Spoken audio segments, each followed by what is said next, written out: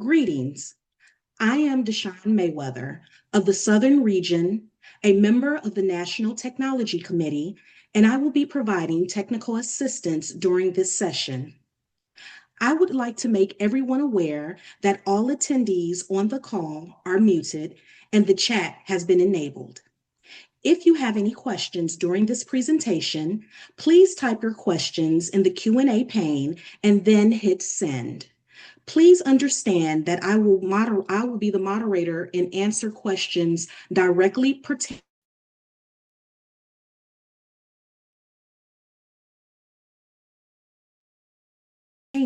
to technology troubleshooting questions related to this presentation. So please be sure to use your Q&A pane.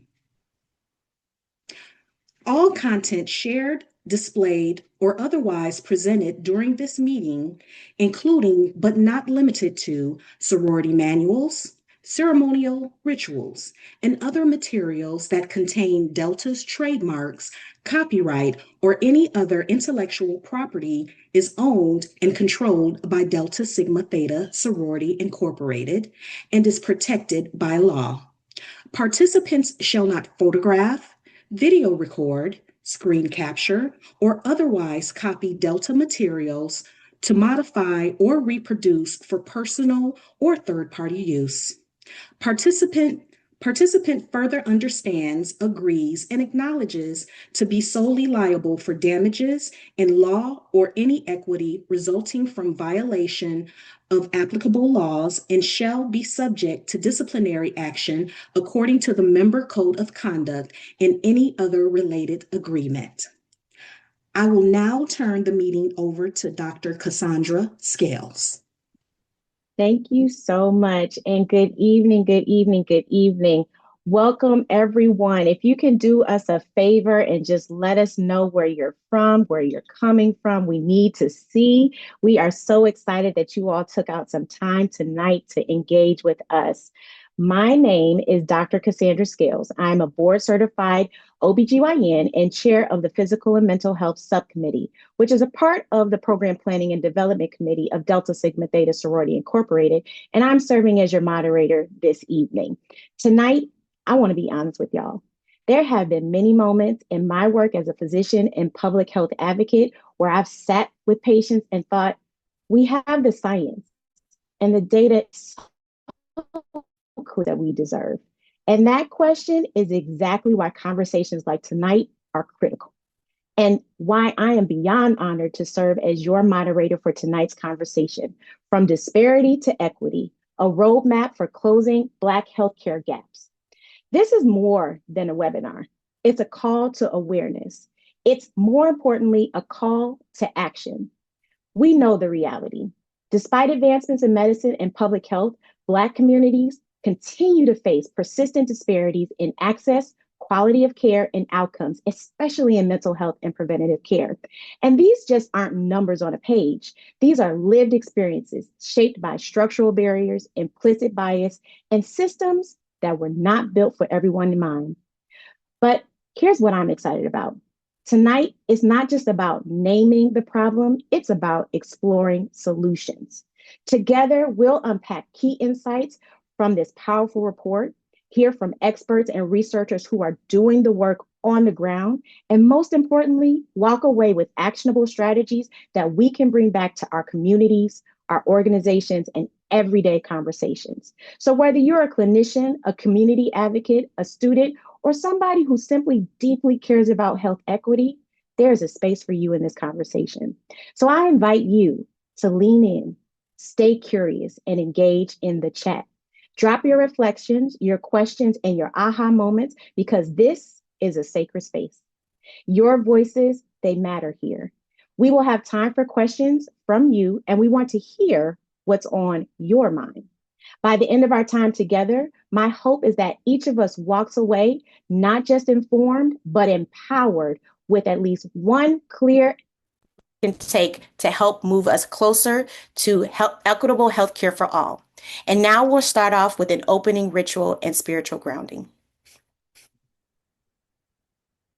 Good evening, everyone. Thank you, Dr. Scales, and to the esteemed panelists that's here for tonight. I wanted to begin again. I'm Reverend Tayon Williams Nancy. I am the regional chaplain for the South Atlantic region, and I wanted to begin with a lament. This is a passionate expression of grief. We see it in the Bible in Lamentations, and many of the Psalms that are written are grief that lead to praise. And so I wanted to pin this as related to the topic that we are on tonight. How long, O Lord, will you discipline the nation? How long will you hand us over to our selfish desires? How long will our enemies win and devour us with their oppressive nature? Chaos is all around us and walls are caving in on us. Our emotions are at an all-time high, but quickly drenched in cultural manifestation of just how little progress it feels that we have made. There is no outlet. When I look around, Black people are dying wrongfully, yet the religious claim they are pro-life. How long, O Lord, will the land be divided between the have and the have-nots? How long, O Lord, will our leadership threaten to remove our health care? And not send your son Jesus? Did you not send your son Jesus to heal the sick spiritually and sometimes physically and mentally on this earth? How long, O Lord, will our children go hungry because there is no food to eat? Do you not feed the birds of the air? Are the children not much more valuable than they? How long will our financial ruin because of unexpected illness or accident or complicated pregnancy? Because we don't have a universal healthcare system. How long will we have a system that puts profits over people to promote health equities in the Black inequities in the Black community? How long, oh Lord, will we have Black people with medical debt be forced to deplete their savings and reduce spending on food, clothing, and other essentials? How long, oh Lord, will 1 in 6 people be forced to declare bankruptcy or lose a home due to medical debt? How long, oh Lord, must we be treated as outcasts in a land created by you for all? Our skin is not a weapon, but we are hunted for it. Our crowns are not a threat, but we are forced to chop it off. How long will we be viewed as not good enough for the highest positions in this land, in corporate America, and in our government? How long, oh Lord, how long must we be 100% overqualified before we are considered for a job when felons and criminals of the Caucasian hue can get jobs with little to no qualifications? We cry out, oh Lord. We cry out because we know you are able to do all things. We cry out to our families, our sorors, our communities, our D9 and Christian family, yet no one hears us. Sometimes it seems that we are invisible to others who say with their mouths that they love God but don't live it. Do they care? Do they believe that there is neither Jew nor Gentile, neither slave nor free, nor is there male and female, for you are all one in Christ Jesus? But you, O Lord, are faithful. Your word reigns true. Even though we are a foreigner in this land, we are a citizen with you. How long for your return to bring us into the promised land and make this right? But you, O Lord, are the creator of the heavens and the earth and everything in it. We trust that you will and your will shall be done on earth as it is in heaven. That the sin is so prevalent in our world, you will cinch it, O God. Your love for us is as vast and as deep as the ocean. We marvel at your creation. You spoke and it was, and when you speak again, judgment will be the portion of this nation. But you, Lord, are our help. We will not fear, because what can man do to us? Our help comes from the Lord. If God be for us, then who can be against us? You are the same God that led Deborah, a woman, to defeat the enemy, an oppressive army towards Israel when a man was afraid to go. You are the same God that guided Shirley Chisholm to run for president, and the same God that allowed Kamala Harris to receive the nomination. You are the same God that guided members of Delta Sigma Theta to rise to the occasion and march with white women for voting rights, even though they didn't even want us there. You are the same God that when our flesh and our heart fails, you become the strength of our heart and our portion forever. You are the same God yesterday. You are the same God today. And you remind us that even when we weep, you capture every tear in a bottle. You keep track of all of our sorrows and have recorded each one in your book. You are the same God that received the grief of Jesus in the Garden of Gethsemane when he cried out, "Take this cup away from me," on the cross. And when he cried out, my God, why have you forsaken me?" I watch the sunrise and I'm reminded that it rises and sets with you. You are the Alpha and the Omega and everything in between. I feel my breath and I know without a shadow of a doubt that you are indeed God. Come see about us, oh God.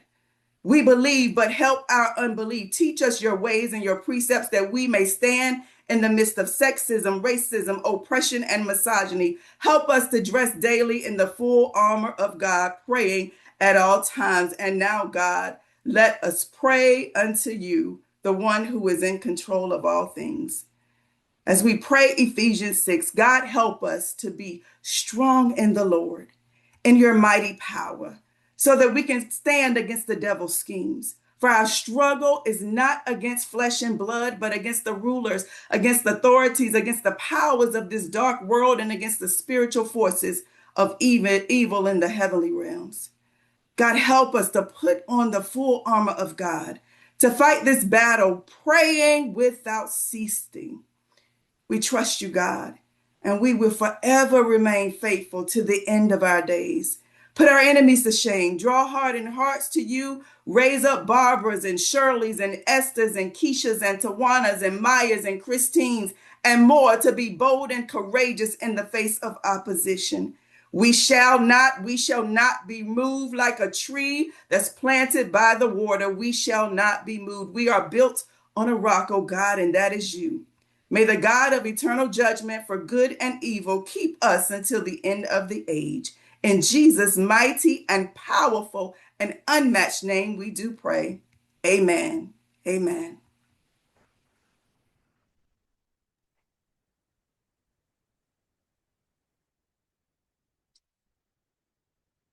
Good evening, and thank you for joining us. I am Antoinette M. Rogers, Director of Programs at DREF, and I am pleased to greet you on behalf of Delta Research and Educational Foundation Board President, Renee Harper, our Board of Directors, and the hardworking DREF staff. This webinar is just one of the many exceptional undertakings of the Sister Scholars Advisory Council led by Chair Dr. Chakaya Ellis Robertson. I must say thank you to the members of the Sister Scholars Advisory Council who give their time and talents freely to uphold the research and educational components of the foundation. It is a pleasure to work with them as we empower the African American community by creating possibilities and improving lives. I encourage you to follow DREF on our various social media platforms and to visit our website at www.deltafoundation.net to learn more about our work in various areas and how you can continue to support us. Again, thank you for taking the time to join us tonight. Enjoy the discussion.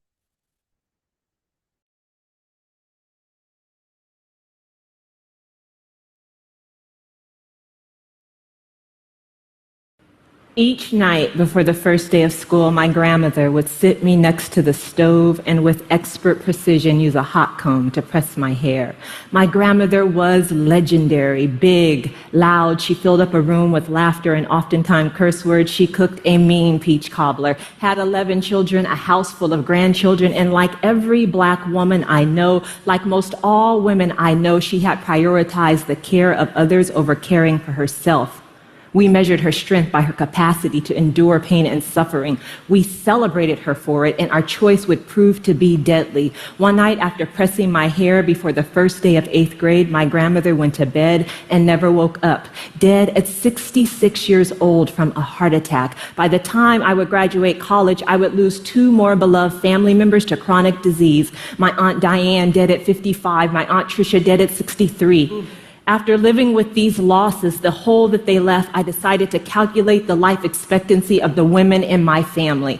Staring back at me, the number 65. I knew I could not sit by and watch another woman I love die an early death.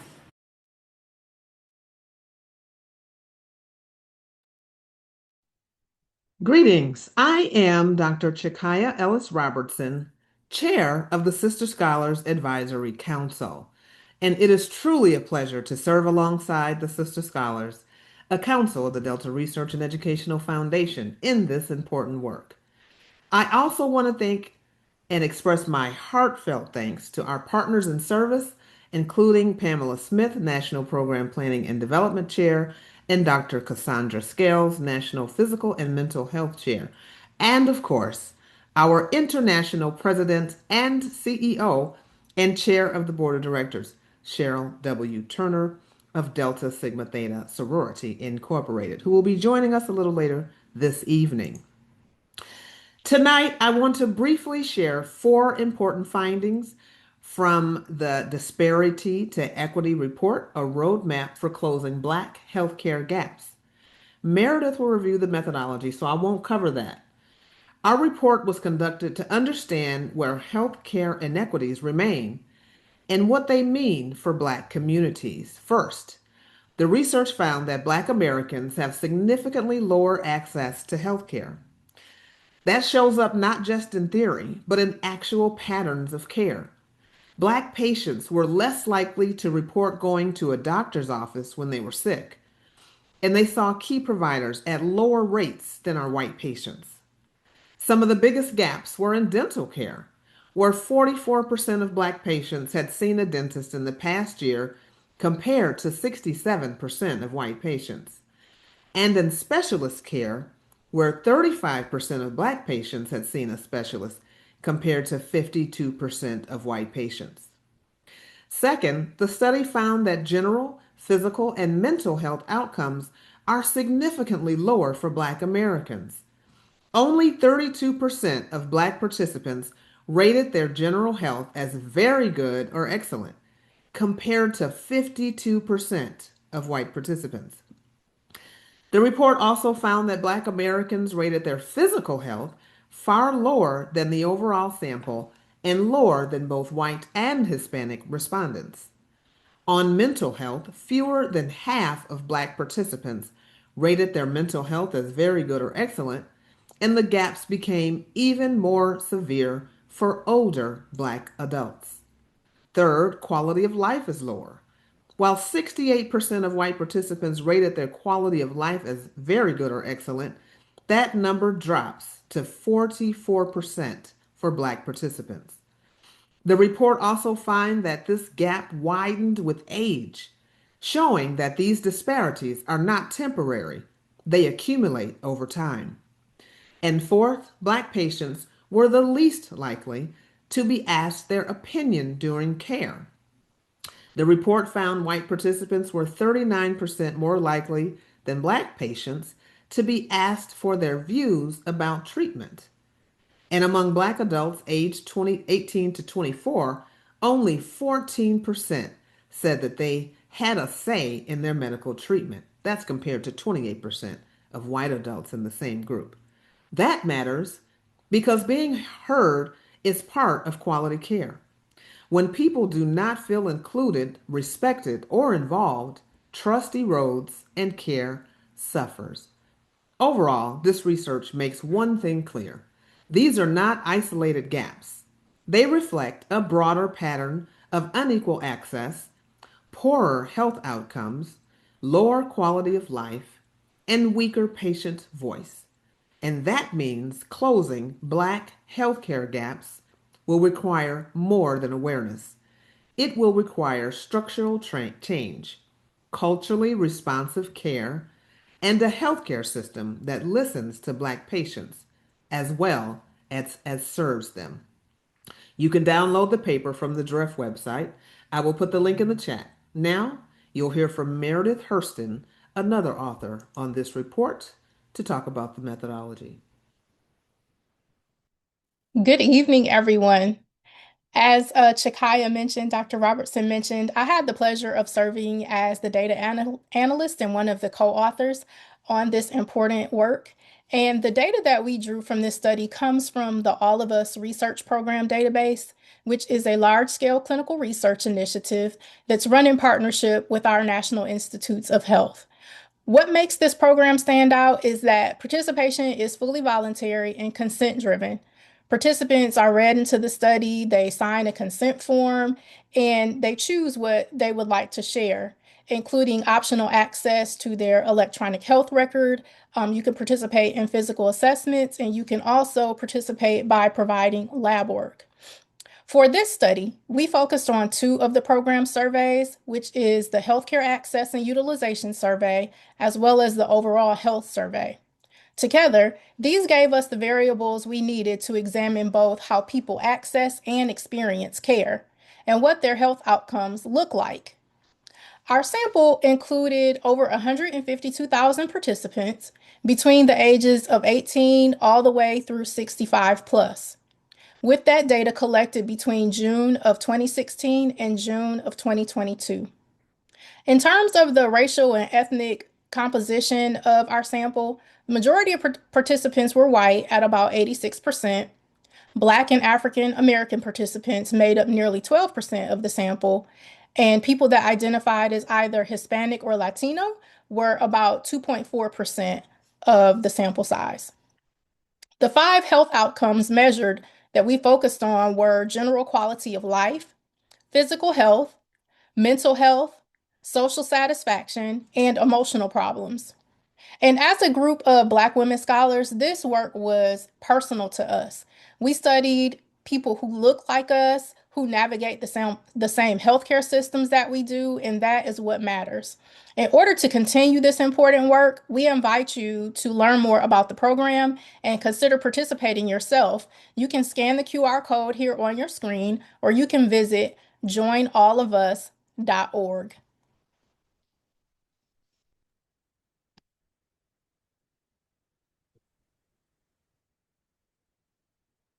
Lord, please make sure that you have scanned that QR code, and we will drop another one in the chat if you missed the link.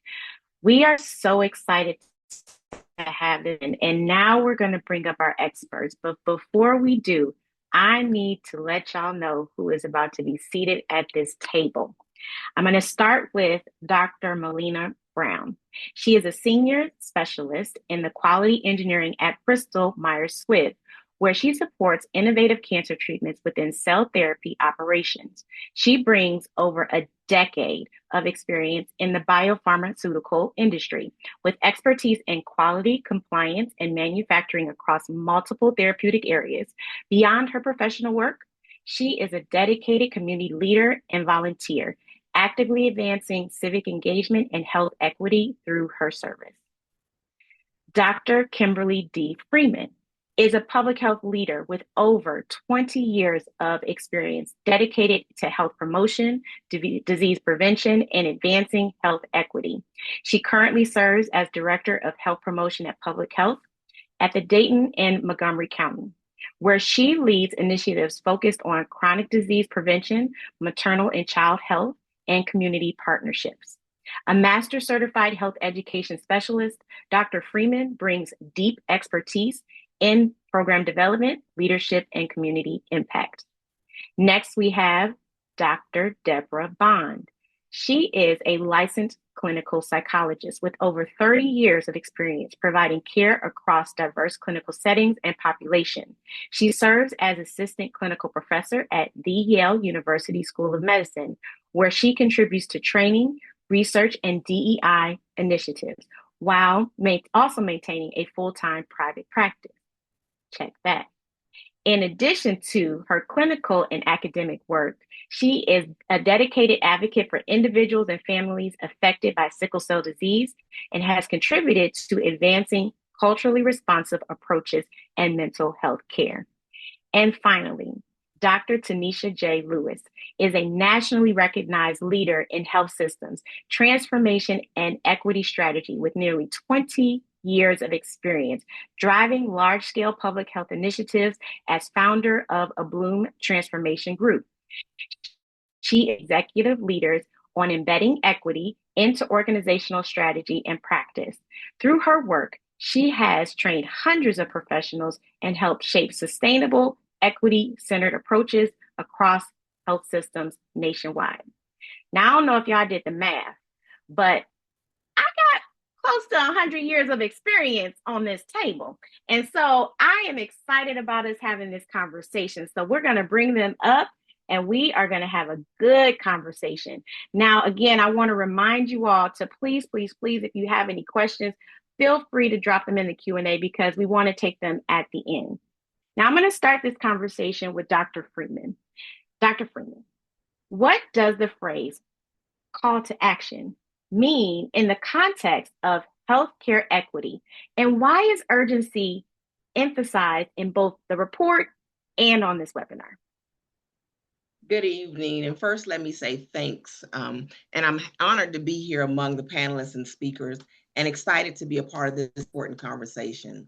Now, we often hear the term health equity, and Dr. Scales, you said healthcare equity. And so I want to start with a couple definitions. And so first, in general, health equity is everyone being able to achieve their highest level of health. And then healthcare equity, although it falls under that same umbrella, it specifically focuses on the quality of medical or healthcare services and actually having fair access to those services. Now, when you say call to action, that's a prompt or immediate and a critical way to address issues. And so in the context of Black healthcare equity, it's focused on addressing the disparities and inequities in healthcare access and health outcomes for Black individuals and communities. It's urgent to address these issues because in many cases, we know that Black Americans are facing significantly higher rates of morbidity and mortality compared to other races and ethnicities. And it's going to take the collective effort of policymakers, community-based organizations, faith-based organizations, healthcare providers, and all of us actually to dismantle the barriers that exist and ensure that we as Black people receive the support and care that we deserve. I'd also like to note that education has to be a part of the call to action. We need to be knowledgeable about our health conditions, about our medications, and about our treatment options and plans. And we also need to be actively involved and advocate for our health. We do matter, and we have a right to be a part of the decisions concerning us. Thank you so much. I appreciate that. And I hear you when you say we all have to be actively involved. So I am very excited that everybody that is listening to us now and will listen to us later, that you take away that activism that we all need to embody in this conversation and in this work. So I'm going to next turn to Dr. Brown. And we talked a little bit about the healthcare gaps and we talked about the data that was there. In what ways does historical mistrust and present day bias continue to affect Black patients' interactions with the healthcare system? Oh, absolutely. Thank you for that question. I feel it is extremely important. And so what I like to do is say, let's talk about it. Let's talk about the elephant in the room.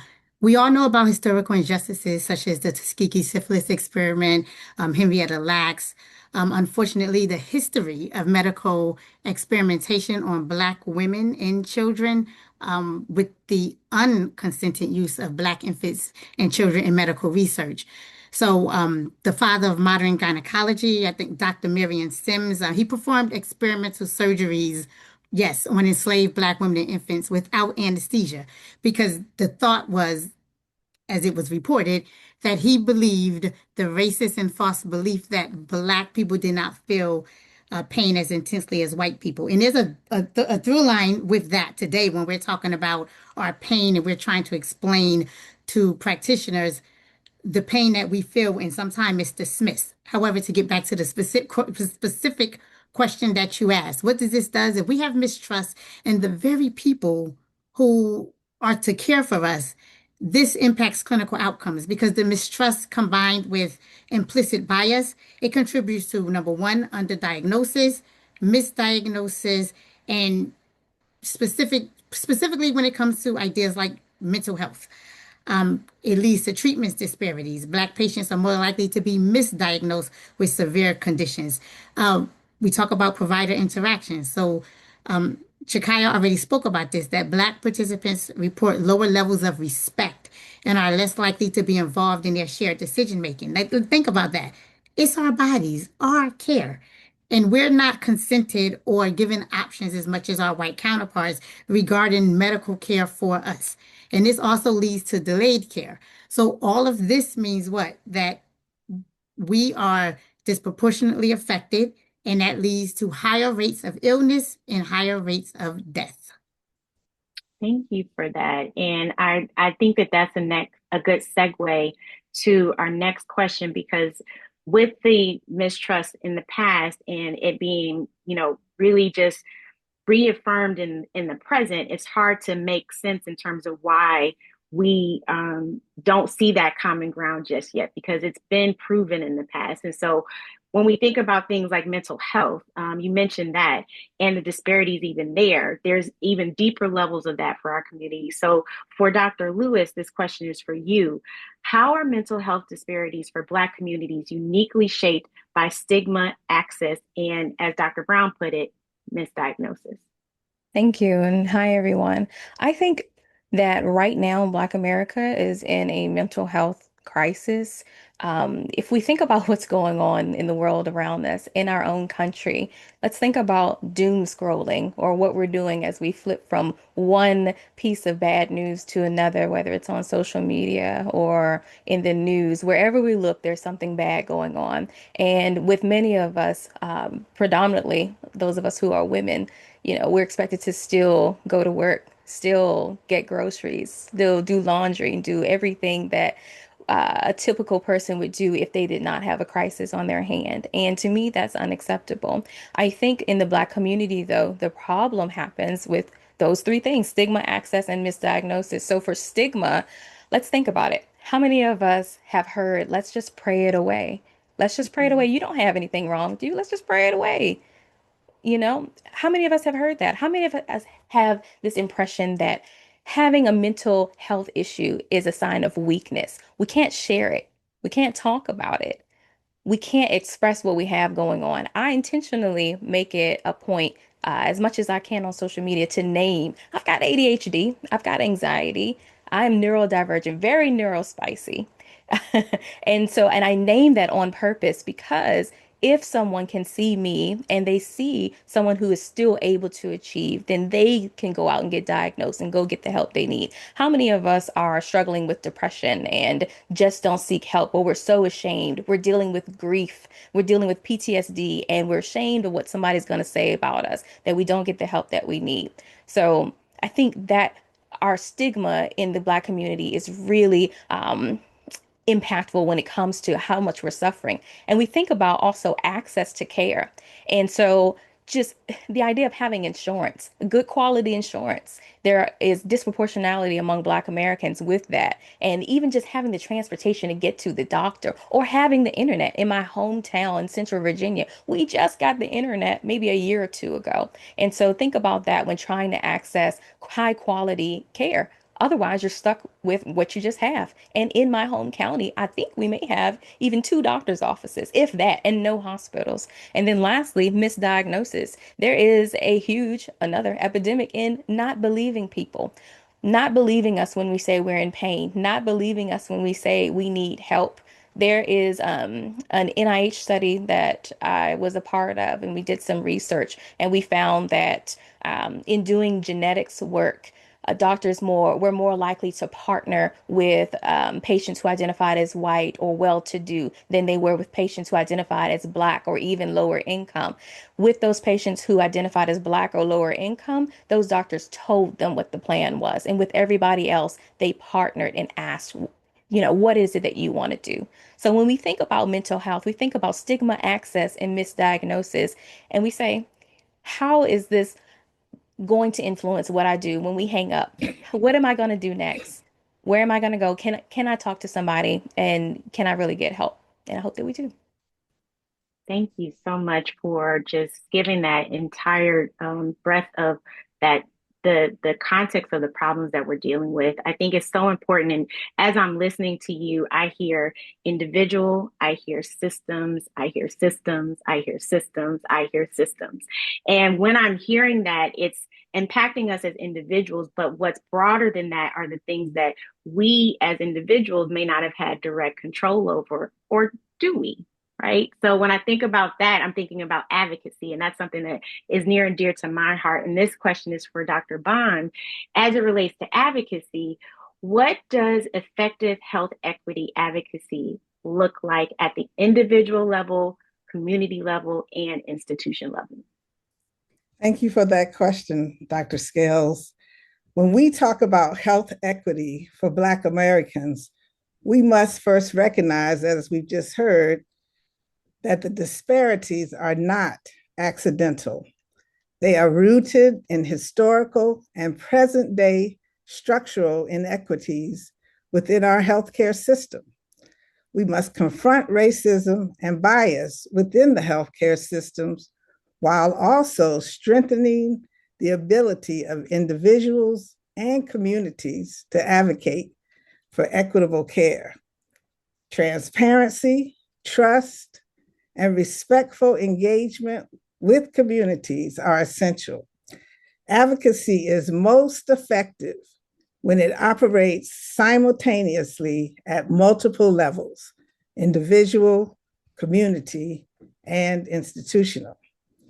At the individual level, advocacy begins with empowerment.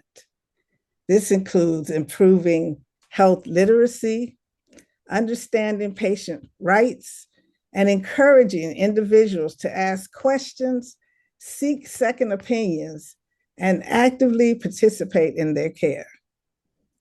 Building support networks within families and patient advocacy groups can also help people navigate complex healthcare systems. At the community level, advocacy involves collective action. Trusted community institutions, such as churches, local organizations, and community leaders, play a critical role in promoting health education. And as we just heard, reducing stigma and increasing engagement in care. Successful initiatives are not imposed on the communities.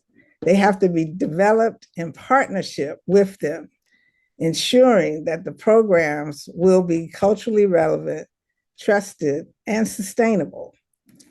At the institutional level, advocacy requires systemic change. Healthcare organizations must address structural racism, implement training on implicit bias and cultural humility, improve research on health disparities, and ensure the equitable distribution of resources and services. Ultimately, health equity advances when individuals are empowered, communities are respected, and institutions are held accountable. Thank you so much for that. And I hope that you all are taking notes, because she just gave you a masterclass on advocacy in less than 2 minutes. And that was amazing, because that is hard to do. When you mentioned something about being culturally responsive and looking at it from meeting people where they are, and how do we actually reach the population that you're trying to serve? And it looks different depending on the community, correct?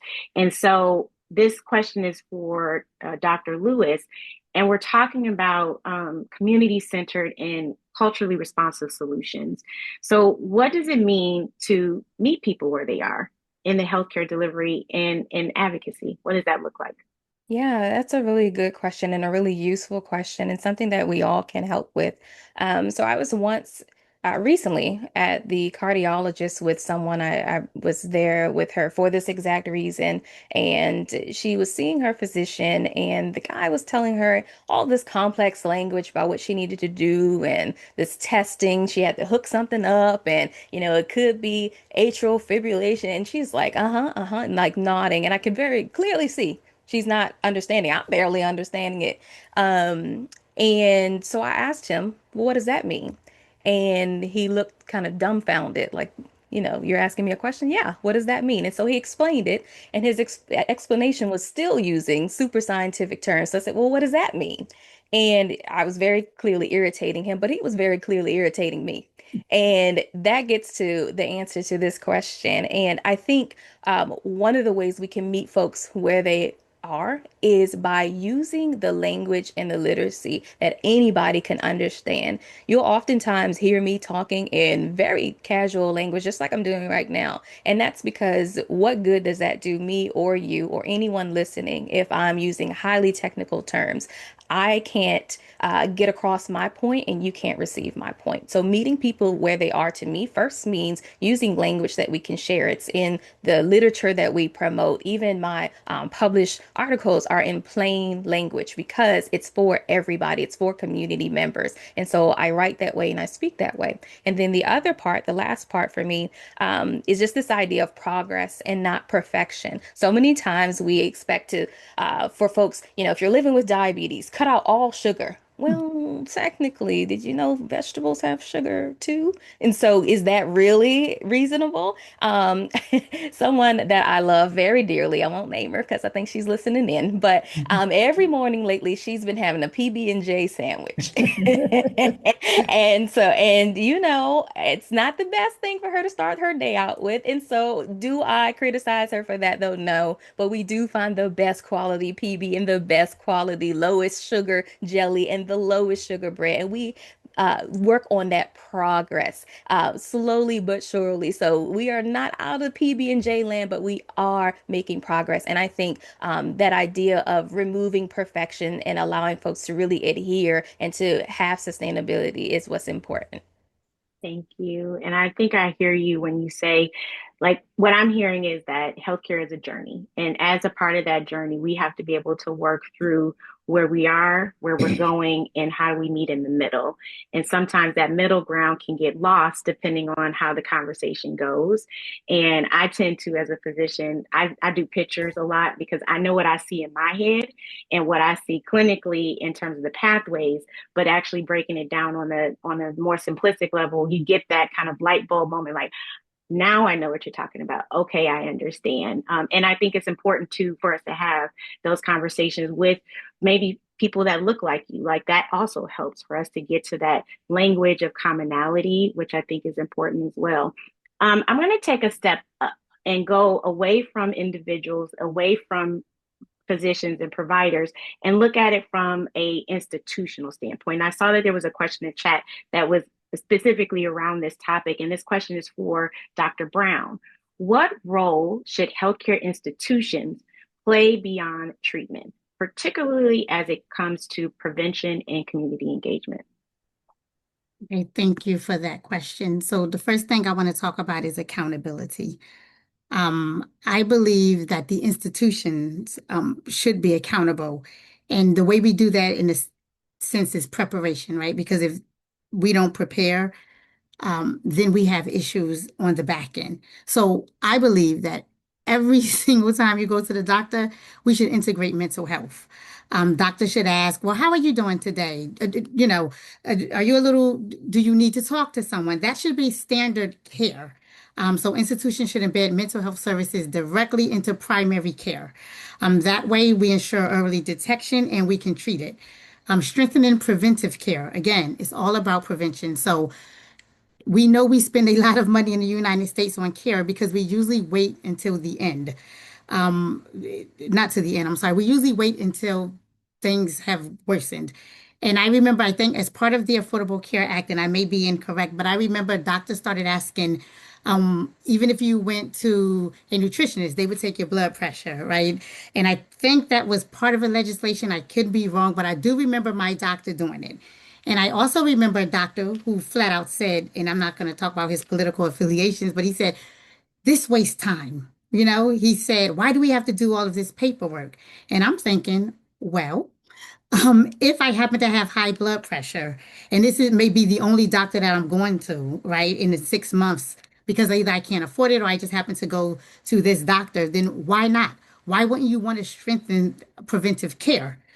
So there must be an aggressive push from us and from these institutions to strengthen preventive care. We invest in safety nets. I know the paper talks about this. Policymakers and health systems need to increase funding for federally qualified health centers, for those centers that are in underserved areas, to provide us a consistent safety net, so that problems can be taken care of before you have to go to the emergency room. And I know that DEI, some people have labeled that as a I'm not even going to discuss how they've labeled that, but we know that diversity works, specifically workforce diversity. So my belief is that institutions should actively support Black or marginalized healthcare professionals through scholarships and grants, right? Because if we increase representation, then patients are more comfortable talking to those individuals, and the patient doctor interaction would be better. I talked about that a little bit earlier.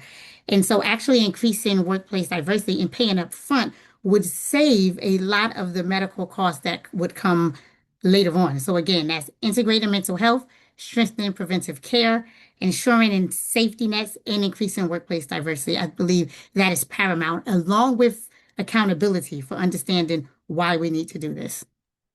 Thank you so much. I thought that was a great list of things for institutions to take back. So if you are an institution or you work for an institution, you should ask those questions. Say, what are we doing in our community and how can I get involved? I want to now focus on inequities. So we talked a little bit about just understanding the person that comes into the room and what shows up in the room in one space, maybe some other things underneath there that might need to be addressed that we don't even get to if we don't ask the proper questions. And this question is going to be for Dr. Freeman as it relates to identifying and addressing health equities.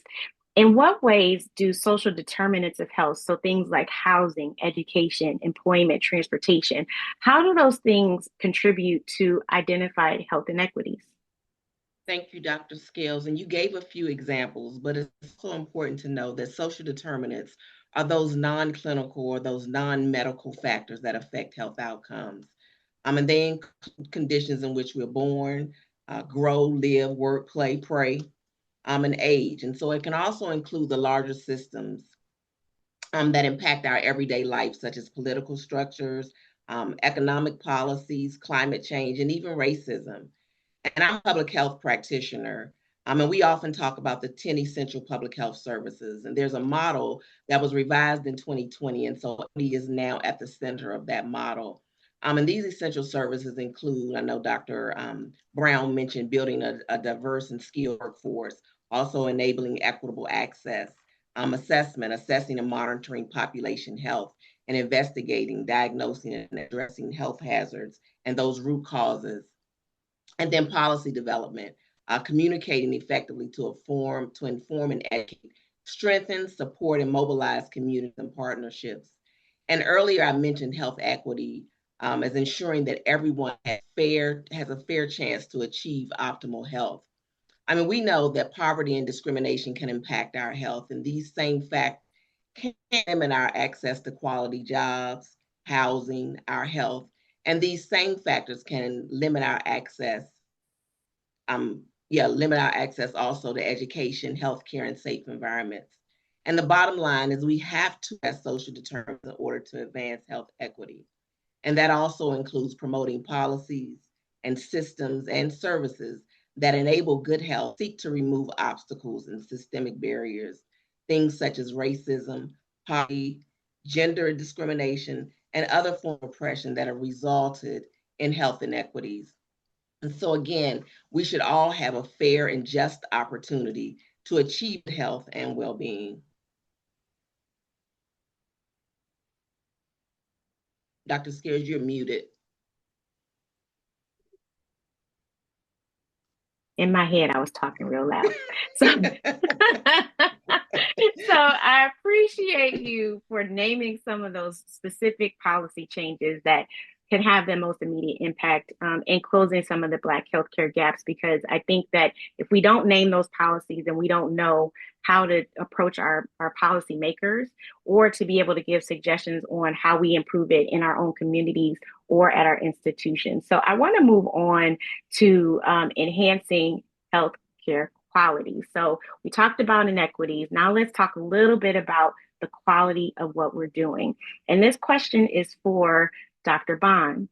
What examples of culturally responsive care and what are examples of culturally responsive care and how can we improve healthcare quality for underserved populations?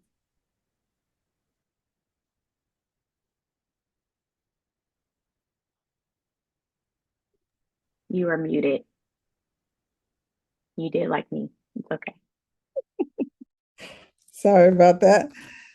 Thank you for that question. So improving healthcare quality for underserved populations requires more than expanding access.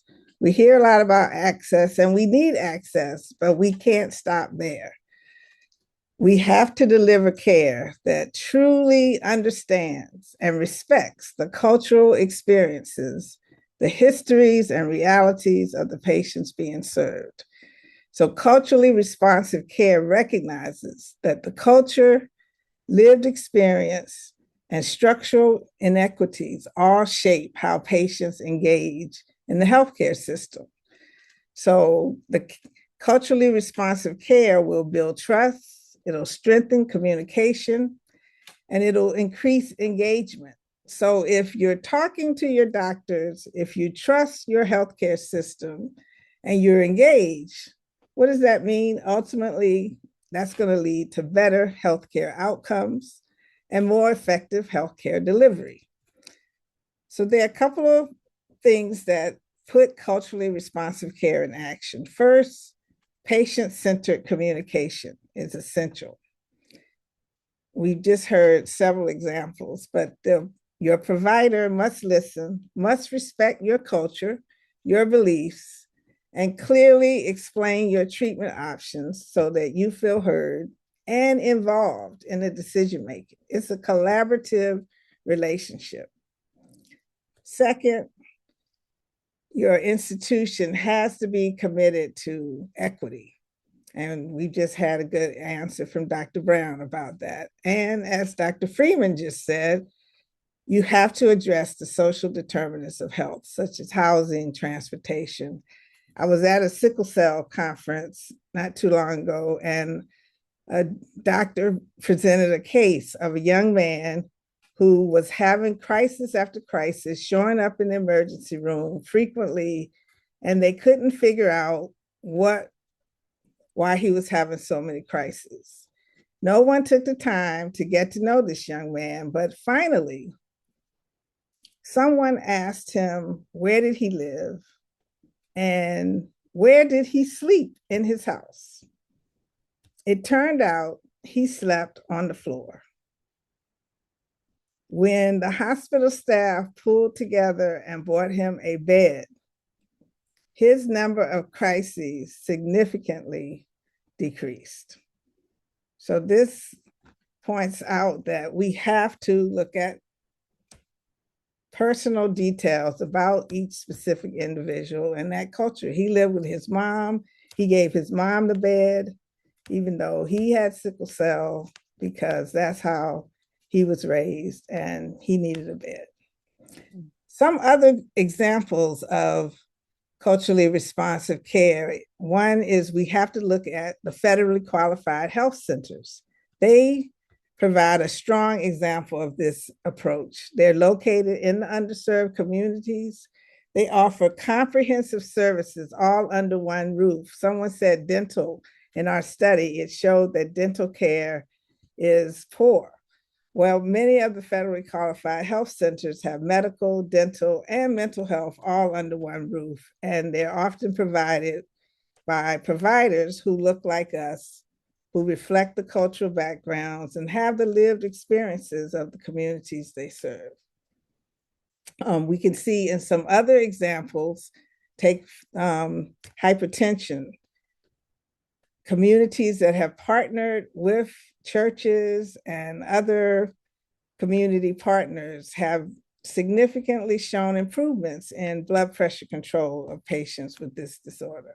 In terms of maternal health, we can also see that improved birth outcomes when communities partner with Black women. Thank And you then so the much. same for mental health. When you talk to Black community members, particularly our study showed that the older populations have the poorest outcomes. And maybe because of stigma, because they're not on social media, they're not hearing that it's okay to acknowledge that you have depression, that it's okay to talk about your grief. And so partnering with our communities around mental health will also lead to better outcomes. So ultimately, culturally responsive care improves healthcare quality by building trust, strengthening communication, ensuring that the health system responds to the real needs of the communities they serve. Again, when care is respectful, culturally informed, and equitable, patients are more likely to engage and outcomes improve. Thank you so, so much. I really appreciate that breakdown. Dr. Brown, this is something that I've seen in the chat in terms of the Q&A, and I really want you to address this. And it is, how can health systems build trust with Black communities that have historically been marginalized or mistreated? Okay, thank you for that question. It's a complex answer, right? So when someone or something has done you wrong, there's a hesitancy, to engage with that system or that thing, whatever it is. So I'm going to name some things and possibly give some examples of what that looks like. And this is accountability on us to be advocates for ourselves, but also accountability on these healthcare systems that introduce the social determinants of health and problems for why we are seeing a lot of the disparities we see today. I believe it should be mandatory bias training.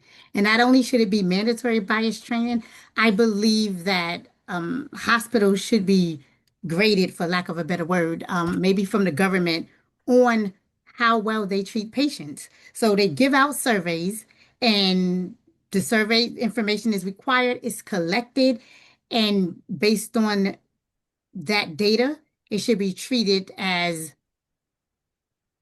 a requirement, either to be approved as tier 1, tier 2, level A, level B hospital. It should be included. Shared decision making. I talked about this earlier. We must ask for patients' opinions and beliefs. And most importantly, community-led research. I know sometimes, we have these doctorate degrees and we are doctors, clinicians, but I think that we should partner with communities to co-develop projects, because sometimes we're so much into the data. And I think Dr. Lewis talked about the data and the words, and we're talking about, well, we must be within 2 standard deviation. Nobody cares about all of that when they're sick, or no, and people in the community are like, whatever. So what we must do is listen to the community, so that when we're developing those clinical trials, as much as we can, listen to their input and co-develop projects to ensure that the community members are involved in planning, implementation, and evaluation. Promoting health literacy, Dr. Lewis already talked about that. Speak plainly so people know what you are talking about. And we have to be transparent in our advocacy. This may look like, yes, this clinical trial is for, a level 3 cancer drug, right? We should be transparent. It may work, it may not work. These are the side effects. And I know that's required, and it's buried and it's in the information that participants have to sign in, but be upfront. Be upfront and let them know this may happen. If you can walk away if you don't want to be in part of this clinical trial, etc. But this builds trust. Having people participate in any clinical trial or any type of research and then finding out after the fact only exacerbates problems. And so some of the things that we can do in terms of prevention, you have to be consistent. So you can partner, for example, instead of just treating diabetes, you partner with barbershops or schools or churches in advance and consistently giving free blood pressure and diabetes screening. Economic support can be something simple as you have an appointment, you say 9 o'clock in the morning. Well, I am a cashier and I have to be at work, right, at 9 o'clock in the morning. I have to be there 12 p.m. I have to be at work 5 p.m. So let's plan it so that our specialty clinics are opened in the evening or on Saturdays more often, right? Um, that's what building trust in real life strategies looks like because you're thinking about the patient first, and that's what we all should do. Thank you so much. And I heard you when you said to partner with Mm-hmm. and to utilize the communities that are doing the work already. So you don't have to recreate the wheel because if Mm-hmm. the infrastructure in those communities are there, why not just use it? And I say this all the time to other Mhm. organizations. I'm like, you got people in the communities that are already doing that work that have the trust. And so we've got a lot of questions that have come through the chat, and we really appreciate that. So we're going to take two more questions from our panelists, and then we're going to hop into those questions. This question is for Dr. Bond, and as it relates to partnering, how can faith-based organizations, civic groups, sororities, professional network communities that are driven in this work, how can they participate in this? Yes, thank you. So faith-based organizations, civic groups, sororities, professional networks, they all play a critical role in advancing community-driven health initiatives. And the main reason is because they are trusted institutions who are deeply embedded in the communities that they serve. As we just said, they already have long-standing relationships. They're doing the work. They have social networks, they have the cultural understanding to position them to engage the individuals who might otherwise feel disconnected. And so when you see someone that looks like you coming into your own community to talk to you about a healthcare need, you're more likely to be more engaged. And these organizations, they are out there hitting the ground on multiple levels. They're providing education and awareness. There's so many health fairs and tables that they're hosting at various events that you go to now. You see a table with various organizations talking to you about what they do and their resources. Another good thing is that these organizations are helping to build trust and reduce the stigma. They are very good at galvanizing resources. They can get volunteers. They can, often you're voluntold to be somewhere. And because a trusted member of your organization, your community tells you, I need you to show up here on this day and do this thing to help our community, you go, without thinking twice, because they're trusted members and they're familiar to you. We have a lady in Connecticut named Miss Dolores, and whenever she calls you to participate in a sickle cell event, you go, just because she has been on the ground for the last 30 years promoting sickle cell health and advocacy. Thank you so much. I want to take our last question from our panelists, and then we are going to open it up for a few questions in the chat. I don't know if y'all saw who popped on real quick, but it's our SOAR international president. And so we want to make sure that you all can hear from her as well. So Dr. Lewis, here, see, she's just surprising us right now and pop right on back out.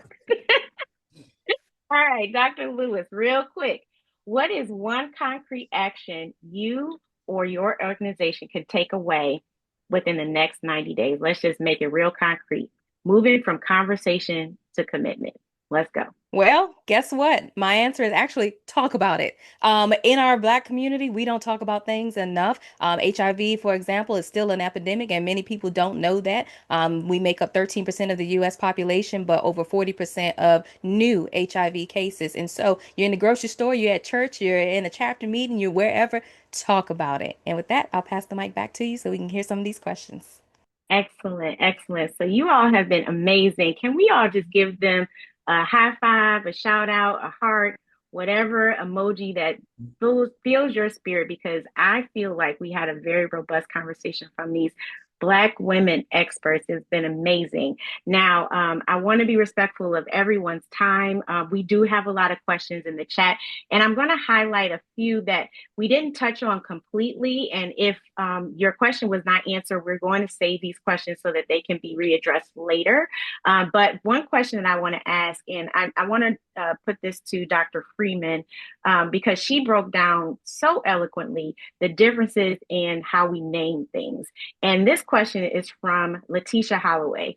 Can one of the panelists expound on the difference between cultural competency and cultural humility and how it impacts health outcomes? Okay, let me see if I can take that one. So cultural competency is just being able to really understand different cultures and things that are those things that are affecting outcomes. The second one you mentioned was cultural humility, and that was to me having more of a care with what you're responding to in terms of culture. As we're listening to those that are affecting outcomes, we have to be able to have those conversations. I think Dr. Tanisha saying, just talk about it, and having that empathy and being able to close those healthcare gaps. One of the questions that I was thinking about had to do with policies, and we have to be able to engage others in the community so that we can have those conversations.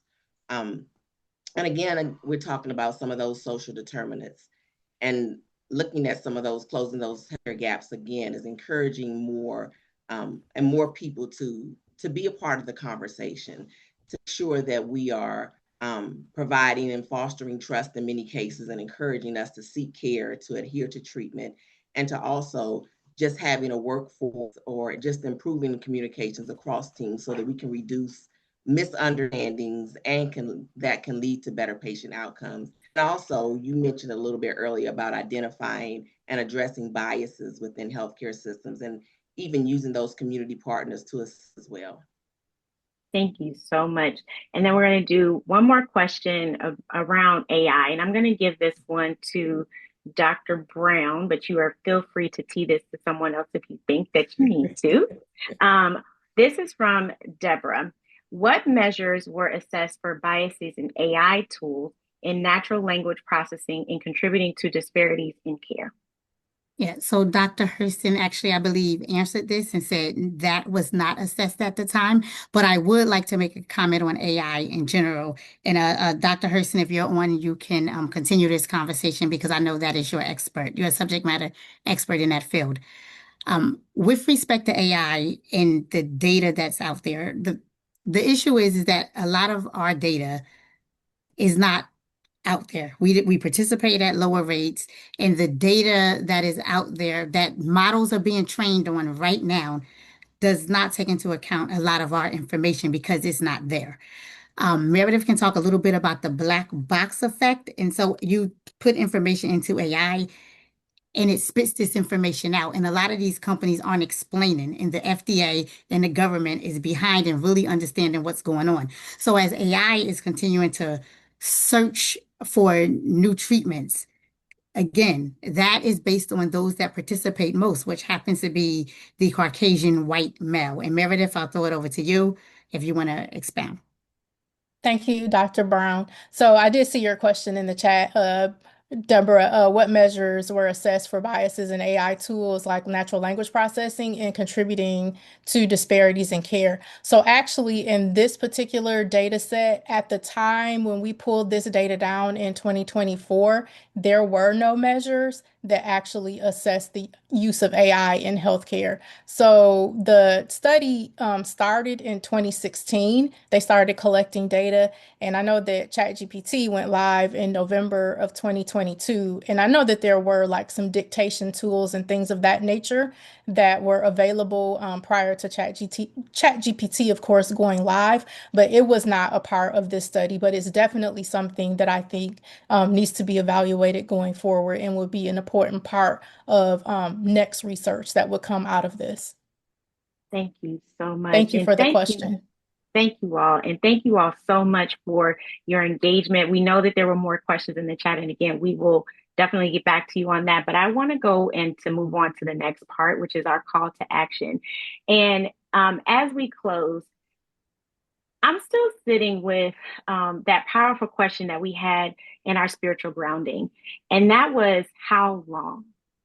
How long will we continue to talk about inequity and disparity in our health outcomes? And my hope tonight is that we begin to shift from how long to what now and what's next, because each of us has a role to play. And on this slide, I want you to take a screenshot so that you can figure out where you fit. For our healthcare professionals, this is about deepening cultural competence, strengthening communication, and expanding both preventative and mental health care. For our policymakers, this is about expanding coverage, investing in community-centered care, and advancing legislation that truly prioritizes equity. For our communities, this is about building health literacy, increasing awareness, and advocating for what we deserve. And for our researchers, this is about telling the full story through data, addressing root causes, creating solutions grounded in the communities that we serve. So the call to action is simple. Take your lane and take one step forward, because the time is not someday. The time is now. Now, the next slide that you're going to see is an evaluation. So please go ahead and screenshot this, because we want to hear how you felt about this conversation. We want to know what it is that we can do better and how we can move forward together. And with that, I'm going to turn it over to our SOAR International President, SOAR Cheryl Turn. Great evening, SOARs. Great evening. I hate that I didn't hear the first part of all of this amazing information, but I know just looking at the chat and seeing the comments in there that it is what we needed. I wanted to bring to you a charge as I see it as well, but I wanted to give you just a few bits of information. In 1896, Frederick Hoffman wrote Race, Traits, and Tendencies of the American Negro. He proposed in that if we simply avoided allowing Black folk to have access to health care, within 2 to 3 generations, they would die out. Project 2025 proposed cuts and restrictions on much needed health care and splitting or dissolving infrastructures that supported advancements. Where you live, learn, work, and are treated affects your health. And systemic racism has shaped those conditions for many people. Addressing disparities requires actions. So, this is our charge. As members of Delta Sigma Theta, we must push for healthcare professionals to recognize bias, implicit and explicit, and commit to ongoing training. We got to push them to listen to patients and respect cultural differences, improve access to services, and use data to identify disparities in treatment and outcomes. For our policymakers, first of all, we need to vote for people that will respect our communities, people who want to invest in the communities, expand healthcare access, strengthen public health systems, all of those things. So as we say, we need to get out and vote. This is what we're looking for. People that have the best interests of the communities in mind. Closing healthcare disparities isn't just about fixing it. It's about repairing systems that's created unequal conditions over generations. So let's focus on acknowledging past and present iniquities. Let's be committed to sustaining change, not just short-term fixes. And let's collaborate across sectors and communities, for there is indeed power in numbers. And SOARs, if anybody can do it, Delta Sigma Theta can. And that's your charge. Thank you. Thank you so much, Madam President. Please, y'all, give her hearts, give her just, I just want to do like this because she said 1896. So in my mind, this is all we need to say. So thank you all so much. I think we are at the end and closing. Here is the QR code for the evaluation. The link will be in the chat. If you want to keep this conversation going, you can find us on our Facebook page so that you can keep that conversation and we can continue doing the work because the strategy is here. The data is clear. Now we just have to put that to action. Thank you.